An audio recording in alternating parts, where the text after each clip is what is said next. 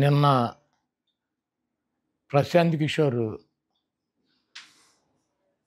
ఆంధ్రప్రదేశ్‌లో ఏ ప్రభుత్వం వస్తుందని చెప్పి జ్యోతిష్కం చెప్పాడు. ప్రశాంత్ కిషోర్‌కి ప్రస్తుతం ఏ రాష్ట్రంలోనూ కూడా ఎవరు కూడా అతన్ని ఏ రాజకీయ పార్టీ వ్యూహకర్తగా పెట్టుకోలా. అతనికున్నటువంటి ఐపాక్‌లోంచి కూడా అతన్ని తరిమేశారు. ఐపాక్ టీము వైఎస్ఆర్ కాంగ్రెస్ పార్టీకి ఇప్పుడు కూడా పనిచేస్తుంది ఋషి ఆధ్వర్యంలో. లగడపాటి రాజగోపాల్ లాగా ఇతను కూడా జ్యోతిష్కం చెప్పడం మొదలెట్టాడు.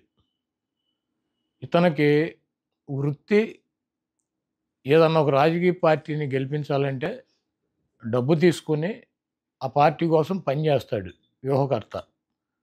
ఇతను తీసేసిన తహసీల్దారు ఐపాక్‌లోంచి తరిమేస్తే అతనికి ఎటువంటి టీము లేకుండా బీహార్‌లో ఒక రాజకీయ పార్టీ పెట్టి పాదయాత్ర చేసి డిజాస్టర్ అయిపోయి డిస్పోజల్ అయిపోయాడు. ఎవడో కూడా పెట్టుకునేటువంటి పరిస్థితి లేదు.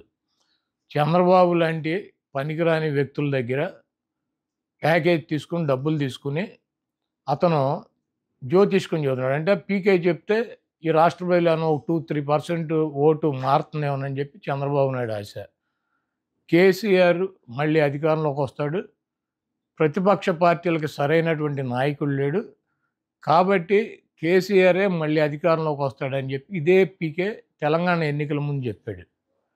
రాజస్థాన్‌లో కాంగ్రెస్ పార్టీ డంపింగ్ మెజారిటీతో వస్తుంది. అక్కడ బీజేపీ ఎట్టి పరిస్థితిలో రాదని చెప్పి జాతకం చెప్పాడు. ఛత్తీస్‌గఢ్‌లో కాంగ్రెస్ ప్రభుత్వమే మళ్ళీ ఏర్పడుతుంది. బీజేపీకి 1% కూడా అవకాశం లేదని చెప్పి జాతకం చెప్పాడు. ఎప్పుడు ఇయన్నీ కూడా ఈ 3-4 నెలల్లోనే చెప్పాడు. మొన్న జరిగినటువంటి డిసెంబర్ ఎన్నికల్లో ఈ 3 రాష్ట్రాలకి జాతకం చెప్పాడు. ఇప్పుడొచ్చి ఆంధ్రప్రదేశ్‌లో జగన్మోహన్ రెడ్డి గారు గెలిచే అవకాశం లేదు.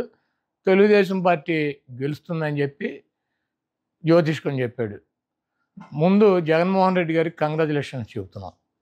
ఎందుకంటే ఇటువంటి పనికిరాని తీసేసిన తహసీల్దారులు లగడపాటి రాజగోపాల్ గారు, ఈ పీకే ఇటువంటి వాళ్ళు డబ్బులు తీసుకుని సర్వేలు చేయకుండా ఎక్కడా కూడా పని చేయకుండా నోటికొచ్చినట్టు పిచ్చివాగుడు వాగి ప్రజల్ని ఏమన్నా 2%, 1% న్యూట్రల్‌గా ఆలోచించేవాడు ఓటు ఏమన్నా చంద్రబాబుకి ఏయించాలని చెప్పి విశ్వ ప్రయత్నాలు చేస్తున్నారు. ఇటువంటి పనికిరానటువంటి వ్యక్తులు చెప్పేటువంటి మాటలను ఈ రాష్ట్ర ప్రజలు పట్టించుకోరు. జగన్మోహన్ రెడ్డి గారి ప్రభంజనాన్ని ఆపగలిగినటువంటి శక్తి కానీ, సామర్థ్యం కానీ ఈ పీకేలకి, చంద్రబాబు నాయుడుకి ఇటువంటి వేస్ట్ ఫెలోస్‌కి లేదు. జగన్మోహన్ రెడ్డి గారు ఈ రాష్ట్రంలో గతంలో వచ్చినటువంటి 151 సీట్ల కన్నా పెచ్చు సీట్లతో అధికారంలోకి రాకపోతున్నారు. అటువంటి జగన్మోహన్ రెడ్డి గారి మీద ఎవరి దగ్గర డబ్బులు తీసుకొని ఇటువంటి చిల్లర వాగుడు వాగేటువంటి పీకే లాంటి వెధవల గురించి పెద్ద పట్టించుకోవాల్సిన అవసరం లేదని చెప్పి చెప్తున్నాను. సార్ మన మేనిఫెస్టో గురించి అందరూ ఆతృతగా ఎదురు చూస్తున్నారు సార్. ప్రజలు ఏ విధంగా అనుకుంటున్నారు?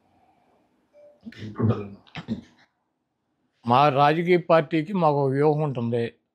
సిద్ధం అని చెప్పి సభలు పెట్టి ఈ రాష్ట్రంలో ఉన్నటువంటి 175 నియోజకవర్గాల్లో ఉన్నటువంటి కార్యకర్తలను కానీ, వైఎస్ఆర్ సానుభూతి పరులను కానీ, మా పార్టీ అధికారంలోకి రావాలని చెప్పి నిరంతరం పనిచేసేటువంటి నాయకుల్ని, కార్యకర్తలని, సానుభూతి పరులని ఒక చోటకి చేర్చి జగన్మోహన్ రెడ్డి గారు ఎన్నికలకి సిద్ధం అని చెప్పి సిద్ధం సభలు నిర్వహిస్తున్నారు.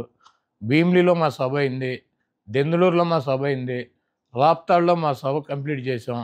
ఇప్పుడు ఒంగోలు జిల్లాలో 4వ సభ పెడుతున్నాం. అది 10వ తారీఖున అని చెప్పి అనౌన్స్ చేశారు. మా పార్టీకి ఒక వ్యూహం ఉంటుంది. గెలిపే లక్ష్యంగా వై నాట్ 175 అని చెప్పి సిద్ధం అని చెప్పి మేము సిద్ధంగా ఉన్నామని చెప్పి అన్ని రకాలుగాను మేము ముందుకెళ్తున్నాం. ఎన్నికల నోటిఫికేషన్ వచ్చినాక రాకముందు మేనిఫెస్టో కూడా రిలీజ్ చేస్తారు. ఎందుకు అంత కంగారు? తప్పకుండా జగన్మోహన్ రెడ్డి గారు ఒక మాట చెప్తే ఆ మాటకు కట్టుబడి ఉంటాడు. ఆయనకి విశ్వసనీయత ఉంది. ఆయన చెప్పినటువంటి మాట నిలబెట్టుకుంటాడు అన్నటువంటి నమ్మకం ఉంది ప్రజలకి. అదేవిధంగా మాకు 175 నియోజకవర్గాల్లో అభ్యర్థులు ఉన్నారు. మా పార్టీ క్యాడర్ ఉంది. మాకు ఐపాక్ టీం ఉంది. మాకు పబ్లిసిటీ చేసుకోవటాకో లేకపోతే గడప గడపకి జగన్మోహన్ రెడ్డి గారి మేనిఫెస్టోని జారీ చేయడానికి 24 గంటల సమయం మాకు చాలు. కాబట్టి మేనిఫెస్టో జగన్మోహన్ రెడ్డి గారు రిలీజ్ చేస్తారు. వెయిట్ చేయండి.